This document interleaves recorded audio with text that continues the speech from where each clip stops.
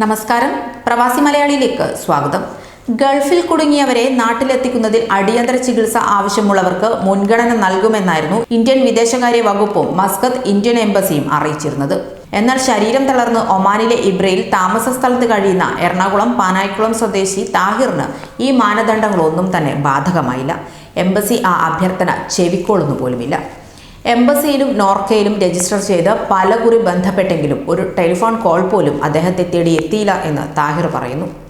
Lockdown നിലനിൽക്കുന്നതിനാൽ Muscat ഗവർണറേറ്റിന് പുറത്തു നിന്നുള്ളവരെ പരിഗണിക്കേണ്ടതില്ലെന്ന തീരുമാനത്തിലാണ് 9-ന് കൊച്ചിക്ക് പോയ ഒമാനിൽ നിന്നുള്ള ആദ്യ വിമാനത്തിൽ നിന്നും ഇദ്ദേഹത്തെ ഒഴിവാക്കിയതെന്നാണ് സൂചന. അതേസമയം സലാലയിൽ ജോലിക്കിടെയുണ്ടായ അപകടത്തിൽ കണ്ണിന് പരിക്കേറ്റയാളെ കൊച്ചി വിമാനത്തിൽ കൊണ്ടുപോവുകയും ചെയ്തിരുന്നു. എന്തായാലും അടുത്ത വിമാന ഷെഡ്യൂൾ ഇതുവരെ പ്രഖ്യാപിക്കാത്തതിനാൽ എന്ന് നാടണയാനാകുമെന്നറിയാതെ രോഗക്കിടക്കിൽ കഴിയുകയാണ് താഹിർ.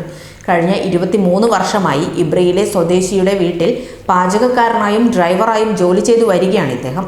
കഴിഞ്ഞ ഏപ്രിൽ 7-നാണ് അമിത രക്തസമ്മർദ്ദത്തെ തുടർന്ന് സ്വകാര്യ ആശുപത്രിയിലും പിന്നീട് ഇബ്രി ആശുപത്രിയിലും ഇദ്ദേഹത്തെ പ്രവേശിപ്പിക്കുന്നത്. കോവിഡ് ഭീതി നിലനിൽക്കുന്നതിനാൽ കാര്യമായ ചികിത്സ ഒന്നും തന്നെ ലഭിച്ചുമില്ല. നാട്ടിലെത്തിയാൽ പ്രിയപ്പെട്ടവരുടെ കരുതലെങ്കിലും തനിക്ക് തുണയാകുമെന്ന് കരുതി ഈ പാവം. തുടർന്ന് 9-ാം തീയതിയോടെ രക്തസമ്മർദ്ദം അല്പം കുറഞ്ഞപ്പോൾ ആശുപത്രിയിൽ നിന്ന് ഡിസ്ചാർജ് ചെയ്യുകയും ചെയ്തു. പിന്നീട് താമസ സ്ഥലത്തേക്ക് കൊണ്ടുപോയി.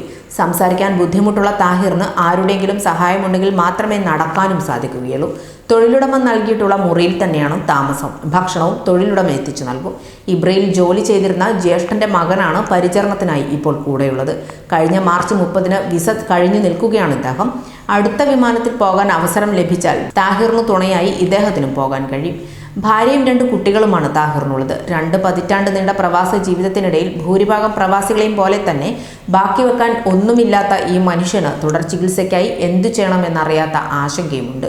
അതോടൊപ്പം പിറന്ന മണ്ണിൽ തിരിച്ചെത്താനാവില്ലേ എന്ന വേദനയും. കൂടുതൽ പ്രവാസി വാർത്തകൾക്കായി ഈ ചാനൽ സബ്സ്ക്രൈബ് ചെയ്യുക.